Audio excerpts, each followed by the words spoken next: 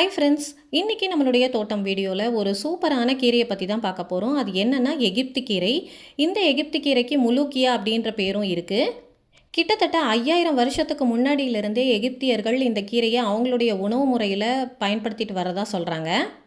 அது மட்டும் இல்லை, யூஎஸில் சூப்பர் ஃபுட், அதாவது அவங்க நாட்டுடைய சூப்பர் ஃபுட் அப்படின்னு சொல்லக்கூடிய லிஸ்ட்டில் இந்த எகிப்து கீரையும் இடம்பெற்றிருக்கிறது தான் ரொம்பவே சிறப்பான விஷயம்.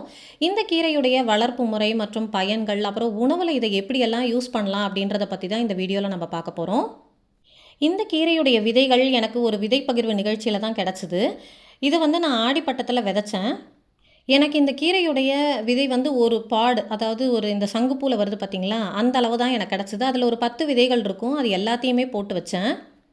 விதைச்சி ஒரு 15லேருந்து 20 நாளுக்குள்ளே இந்த அளவுக்கு வளர்ந்துருந்தது கீரை. பார்க்கவே பச்சை பசேல்னு சூப்பராக இருந்தது.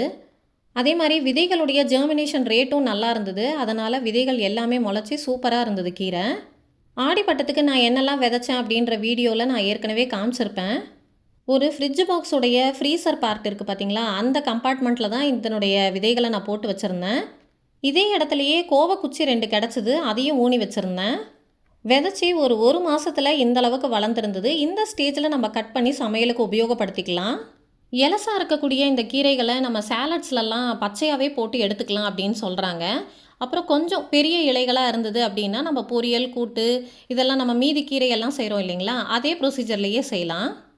இன்னும் பெரிய இலைகளாக இருந்ததுன்னா நம்ம அந்த சூப் மாதிரி கூட போட்டுக்கலாம். இந்த இஞ்சி, பூண்டு, மிளகு, ஜீரகம் இதெல்லாம் தட்டி போட்டு நம்ம சூப்பாகவும் இதை எடுத்துக்கலாம். பாருங்கள், இதுக்கு பக்கத்துலேயே வளர்ந்து வர அந்த கோவக்கொடிக்காக சின்னதாக ஒரு கயிறு மாதிரி கட்டி வச்சுருக்கேன். நான் ஒரு பைப்பையும் சப்போர்ட்டுக்கு கொடுத்துருக்கேன். இந்த கீரையுடைய டேஸ்ட் அப்படின்னு பார்த்திங்கன்னா ரொம்ப மைல்டாக தான் இருக்குது. நம்ம செய்யக்கூடிய அந்த உணவை திக்கனிங் பண்ணி கொடுக்கக்கூடிய அந்த தன்மை இந்த கீரைகளுக்கு இருக்குது அப்படின்னு சொல்லலாம். உதாரணத்துக்கு நம்ம இப்போ சூப்பெல்லாம் பண்ணுறோம் அப்படின்னா அந்த சூப்பை திக் பண்ணுறதுக்கு நம்ம ஏதாவது ஒரு இன்னொன்று அடிஷ்னலாக ஆட் பண்ண வேண்டியது இருக்கும் இல்லைங்களா. ஆனால் இந்த கீரையை சூப் பண்ணும்பொழுது நேச்சுரலாகவே அந்த திக்கனிங் கன்சிஸ்டன்சி நமக்கு கிடச்சிடுது. இதனுடைய பூக்கள் அப்படின்னு பார்த்தீங்கன்னா சின்ன சின்னதாக எல்லோ கலரில் இருக்குது. அதிலிருந்து காய்கள் வருது. பாருங்கள், காய்கள் இப்படி தான் இருக்குது. இந்த காய்களை நல்லா நம்ம செடியிலேயே காய விட்டு எடுத்தோன்னா அதுதான் இதனுடைய விதைகள். அடுத்து இந்த கீரையில் இருக்கக்கூடிய சத்துக்களை பற்றி பார்க்கலாம். இந்த கீரையில் ஏகப்பட்ட விட்டமின்ஸ் இருக்குது. விட்டமின் ஏ, சி, கே அப்படின்ட்டு நிறைய விட்டமின்ஸ் அண்ட் மினரல்ஸ் இருக்குது. இதில் இருக்கக்கூடிய நார் சத்து, அதாவது ஃபைபர் கண்டென்ட், நம்மளுடைய செரியாமை பிரச்சனையை சரி பண்ணுது. வயிறு சம்மந்தப்பட்ட பிரச்சனைகளையும் இது சரி பண்ணுது. இந்த கீரையில் இருக்கக்கூடிய கால்சியம் அப்புறம் பொட்டாசியம் சத்துக்கள் நம்மளுடைய எலும்பு வளர்ச்சிக்கு ரொம்பவே உதவுது. இந்த கீரையில் இருக்கக்கூடிய அதிகப்படியான அயன் சத்து, அதாவது இரும்பு சத்தால் நமக்கு ஏற்படக்கூடிய அனீமியா போன்ற பிரச்சனைகள்லேருந்து நம்மளை பாதுகாத்துக்கொள்ள உதவுது. அது மட்டும் இல்லைங்க, இந்த எகிப்து கீரையில் நிறைய folic acid, beta carotene, amino acids, omega 3 fatty acids அப்படின்ட்டு இதனுடைய சத்துக்களை பற்றி நம்ம சொல்லிக்கிட்டே போகலாம்.